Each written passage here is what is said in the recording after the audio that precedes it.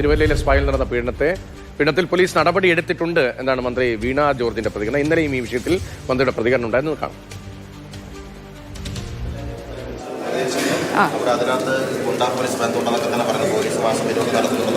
അവർ police നടപടി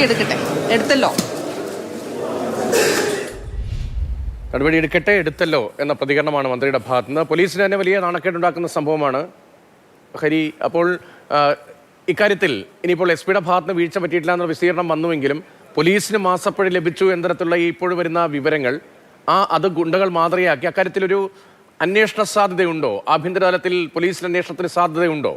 ഉറപ്പായിട്ടും അന്വേഷണ സാധ്യതയുണ്ട്. അതായത് പോലീസിനെതിരെ തന്നെ ഇതുമായി ബന്ധപ്പെട്ടുള്ള ഒരു അന്വേഷണം വേണ്ടി വരും. കാരണം ഇതിപ്പോൾ മന്ത്രി വീണ ജോർജ് ഇന്ന് പോലീസ് അന്വേഷിക്കുന്നുണ്ട് എന്ന് പറഞ്ഞെങ്കിലും ഇന്നലെ മന്ത്രി തിരുവനന്തപുരത്ത് സംസാരിച്ചപ്പോൾ മന്ത്രി പറയുന്നുണ്ടായിരുന്നു, അതായത് വളരെ ഗൗരവമുള്ള വിഷയമാണ്, പേടിപ്പിക്കുന്ന ഞെട്ടിപ്പിക്കുന്ന സംഭവമാണ് തിരുവല്ലയിൽ നടന്നത്. ഇത്തരം പ്രതികൾക്ക് ഇപ്പോൾ നിലവിലുള്ള നിയമം മതിയോ ശിക്ഷിക്കാൻ എന്നുള്ള കാര്യമാണ് മന്ത്രി ഇന്നലെ ചോദിച്ചത്. ആ സമയത്ത് ഞാൻ അവിടെ ഉണ്ടായിരുന്നു എന്ന് ഇതിനൊപ്പം ചേർത്ത് പറഞ്ഞതാണ്.